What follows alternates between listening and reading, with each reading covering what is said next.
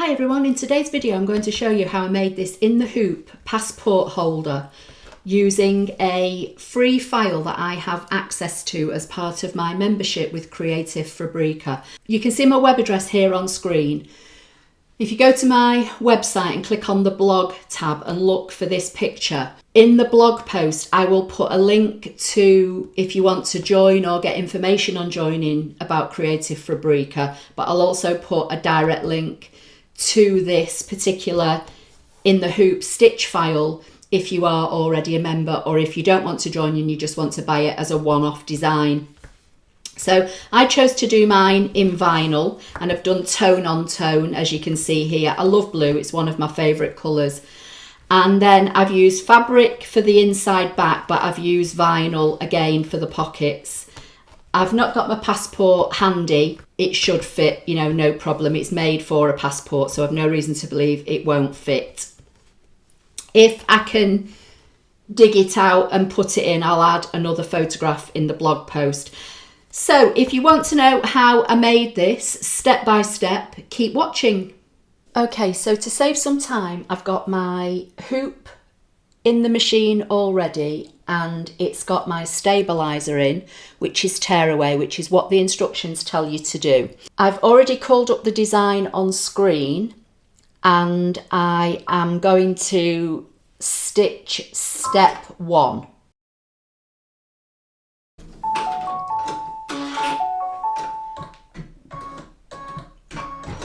Okay, so the instructions tell you to put your batting down, fix it with some spray or some kind of adhesive, and then stitch it down. And then once it's stitched, it tells you to cut around the edge. I don't want the batting to go right up to the edge because I'm using vinyl for this project, which is thickish anyway. So I'm trying to keep some of the bulk down. So I'm going to measure the inside of this rectangle that's just been stitched out. Cut a piece of batting slightly smaller than that, because it also then tells you that you put your top fabric on and your bottom fabric on. So that's going to hold it down anyway. So I'm going to try it this way and see if it works. Okay, so as I say, it tells you to stitch down your batting, but I'm not doing it. I'm not stitching it down. I'm going to stitch it down in the next step. So I'm going to put the batting down. I've cut it just ever so slightly smaller than the stitching. It tells you to flip the hoop over. So I'm just going to use some support in the middle of my hoop. And it tells you to put your backing fabric over the stitches, so I can see where the stitches are there, and because I've got that support underneath I can press this down, and it tells you to tape this in place. Now, something I've not done on this fabric is iron it, and I always iron my fabrics before I start, but I was planning on using a different piece on the inside and it just wasn't big enough, so I've just cut this without ironing. So now I'm going to flip it back over. I'm going to put the batting piece back in, which if you follow the instructions to the T will already be stitched down. And I'm going to put my piece of vinyl on the top, and I'm going to hold this down with tape. And again, that's going to hold the batting in place. I'm just trying to keep the bulk down on the seams, basically. So let's just move this down, because everything's going to get stitched down now anyway. Now, if you're using fabric, then follow the steps exactly and stitch down your batting as it tells you to. So now it tells you to put the hoop back in the machine, and you're going to stitch colour step 2 and 3.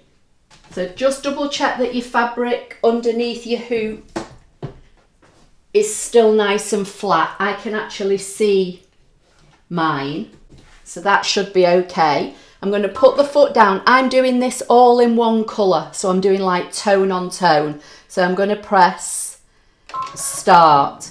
So this is going to do a basting stitch around to hold the two pieces of fabric, the back and front, together. And step 3 now is all the decorative quilting and decoration stitch. So I'm just going to set this off. This might take some time to do this because there's a lot of stitching involved. So I'll probably put this on fast forward and come back when I'm ready to do step 4.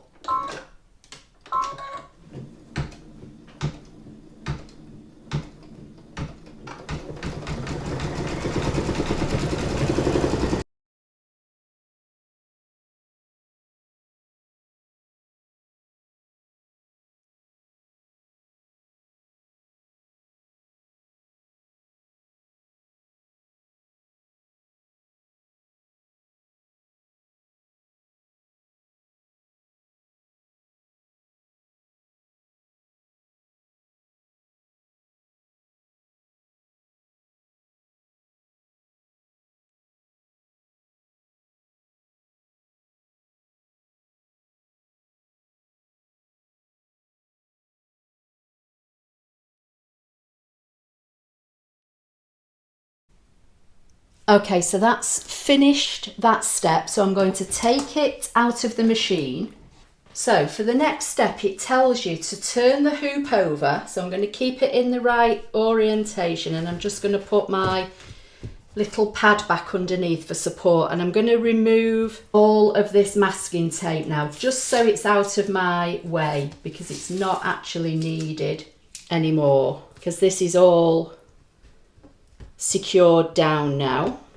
I can see from edge to edge of the stitching it's about 7.5 inches. So half of 7.5 is going to be 3 3/4. So I'm just going to mark that with my chalk pencil, because the next bit of the instructions says that you turn it over to the back and you measure 6 to 8 centimetres and you place your pockets. So if I mark 6 and I mark 8, I know that's my middle.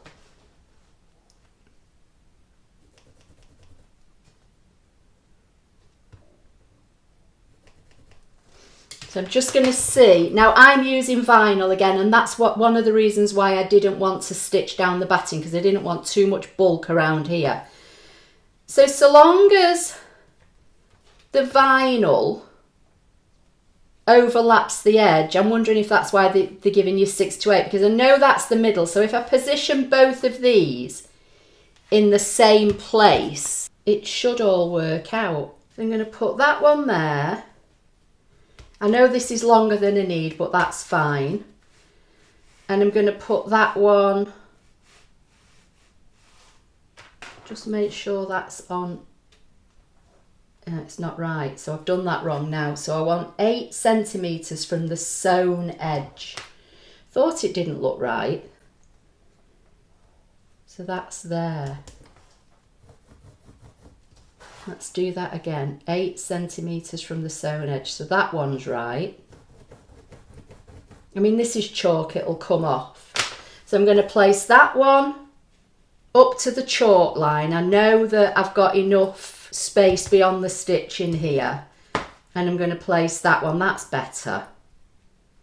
That looks like a more even. Okay. And then it tells you to tape this, because it's going to do a stitch all the way around to secure it, and then you have to take it out of the machine, trim it down while it's still in the hoop, and put it back in to do the last lot of stitching. So I'm going to hold that in place like so, and then just going to put a little bit of extra tape on the outside while I slide it under the machine. Again, I'm just using my sponge underneath. And then that now goes back into the machine. So these can come off because they're not needed. Okay, so I've checked that the vinyl is still nice and in place, and I'm now going to stitch step 4, which is going to tack those two pieces in place with a zigzag stitch.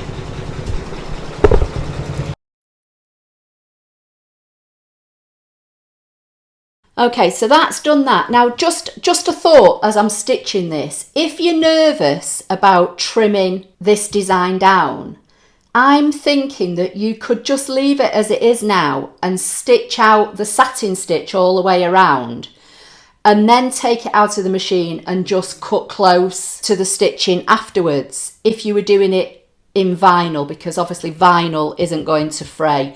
If you were doing this in fabric, then I would do, you know, the trimming now. But I'm going to do what it says. I'm going to try and cut this like you would, you know, with a normal in the hoop project, and see how it goes. So I'm going to take it out of the machine, cut it front and back, and then it's on to step 5, which is the last step. Okay, so this is what I've got. So I'm going to turn it over. I'm going to take all this masking tape off so I don't have to cut through it. And I did get some close to my stitching there, but you're probably not going to see it, hopefully, with the satin stitch. So this now just becomes the same as any other in the hoop applique that you do. You're going to cut now as close as you can to that row of stitching all the way around without cutting the stitching. So I like to hold it up and put my fingers behind it, and that way I can feel with the blade where I'm going. So I'm just going to flip this around and do the opposite side, and then again you have to do this on the front. And these chalk marks I put on the inside of the lining, they'll just brush away when I've finished. Okay, so I'm going to turn the whole thing around. I've still got my support underneath so that I know I'm not going to pop this out of the hoop. And then you just want to try and get round that bend, because this has got rounded corners. And then obviously I'm going to have to cut the fabric away, but I'm going to do that separately. So I may speed this bit up and come back when I have cut it all out.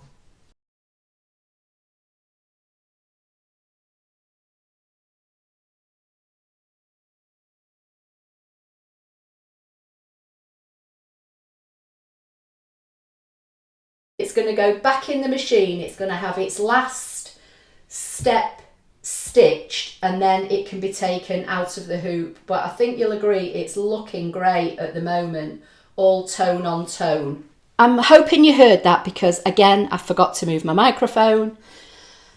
But now I'm on step 5, so I'm just going to put the foot down. I've got the needle threaded. I think what I'm going to do for this, I'm going to wind the needle down and bring it up, and just lift the foot up and just bring that thread through. And then I'm just going to cut that tail, just so hopefully it doesn't get in the way.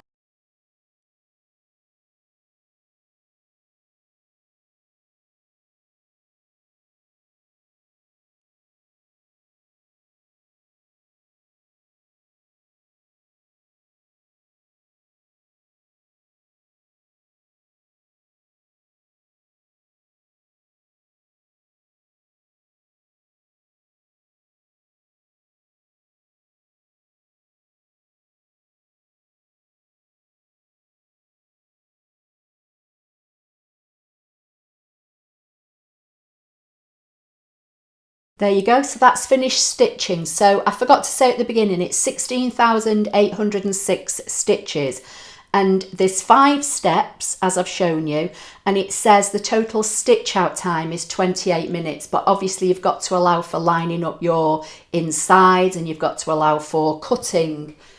So I would say if you gave yourself a good hour, you would get this done within the hour. I'm just under an hour, and I'm filming this at the same time, but obviously, you know, I've got to move cameras, move microphones, that kind of thing. So I'm going to take it out of the machine, take it back over to my other desk, and then let's just have a look at it.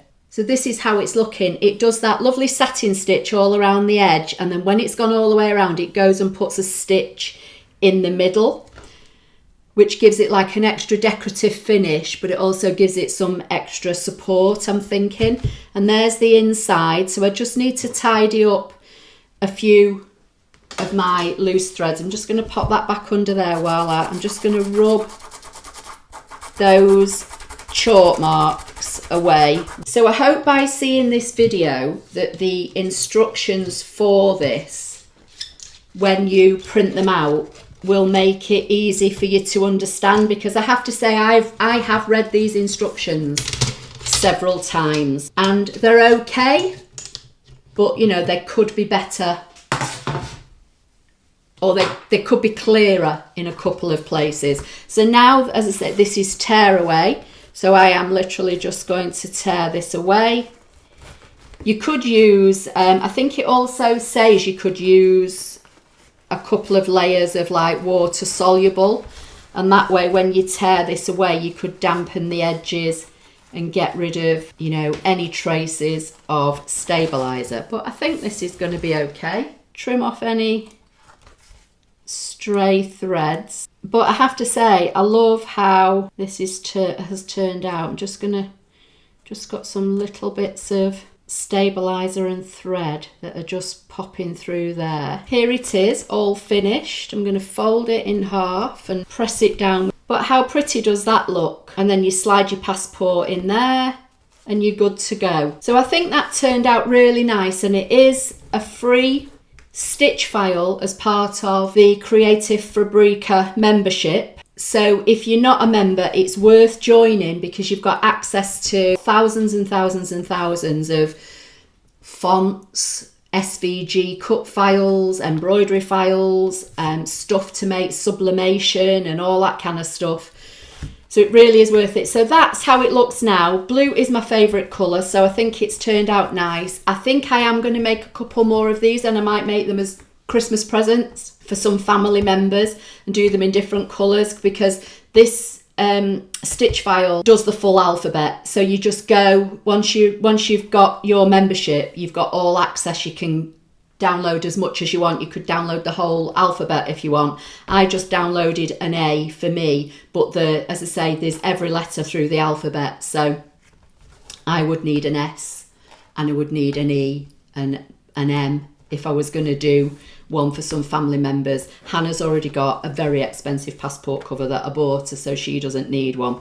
But how good is that? I think it's turned out really nice. I'll try and put some photographs at the end to show you. But that's the project. Anyway, I hope you liked it. Please give the video a thumbs up. Don't forget to subscribe, and I'll see you in the next video. Thank you.